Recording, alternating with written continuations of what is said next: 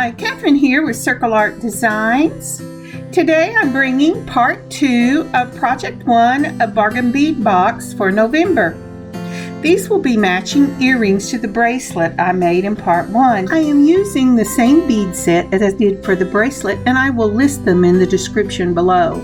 You will also need gold head pins for this and the hooks of your choice. So as always, I start by lining up my beads, and this is the way they will go on to the head pin. If you have not made a pair of drop earrings before, I will tell you that we start at the bottom. I'm starting with a crystal rhinestone rondelle spacer in 4mm, and then I will go on to the Cloisonne bead and go up from there. That's why you want a head pin and not one with a loop on the bottom.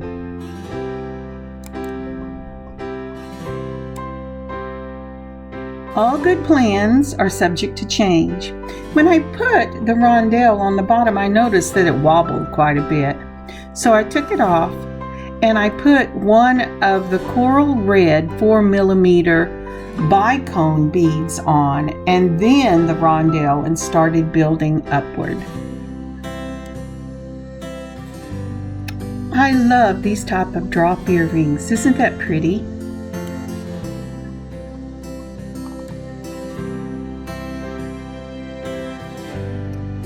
I cannot stress how important it is for you to do the pre-planning and line your beads up before you start. I know it seems like a crazy step, but if you do that, it's just a simple matter of stringing the beads onto your head pin.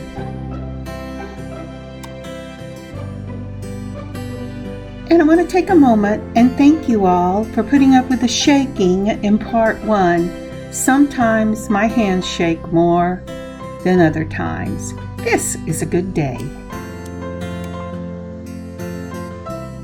I'm going to use a looper to make my circle at the top of the head pin. It's an easy thing to use. You just insert the head pin into the little hole that you see at the top of this picture, and you move it into that head pin until the first bead touches the other side. Mash the handle, it cuts it off and makes a circle.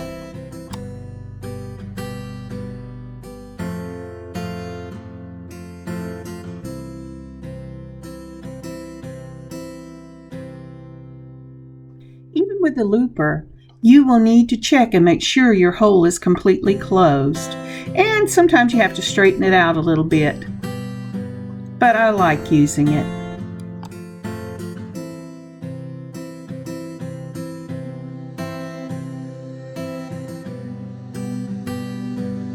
In case you're new to my hand signals, that number 2 was, I'm going to cut this and make the second one off camera.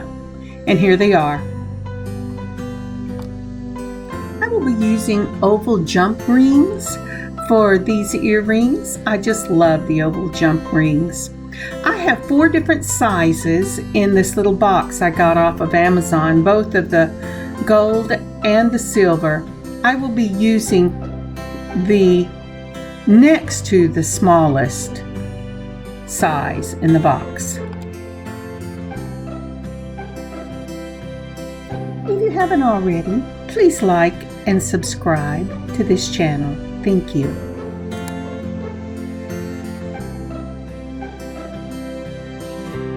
It's very important when you're using jump rings that instead of taking your pliers, and you'll need 2, and pulling them apart, that you actually hold them and twist slightly outward on one side, opening it from the side as opposed to pulling it open.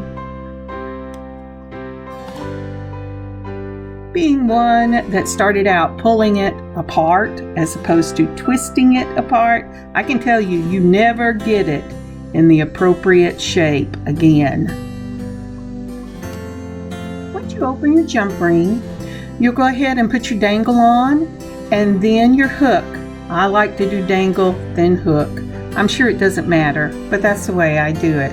And then you're going to close up your jump ring, making sure that the two ends meet tightly so that nothing comes loose.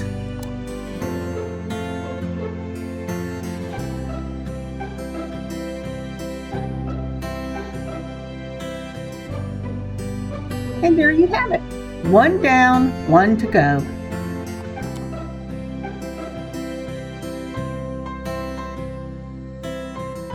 And now we will repeat the process for the second earring. You know, as we're doing the second earring, I thought of something as I was talking about making your pattern, but I didn't have enough room to talk about it. The one thing you can do for yourself besides making your pattern is, as you are working on the piece, give yourself the freedom to change your mind. We always, or at least I always, get stuck in wanting to stay with what I have decided, even when what I have decided is not working out exactly the way I intended it to. Give yourself freedom and be kind to yourself. And here's the finished product. I think they're as lovely as the bracelet was, and I'll put up a picture of them both together. Happy beading, y'all. Have a great day. Look in your stash and see what you can do to make these drop earrings.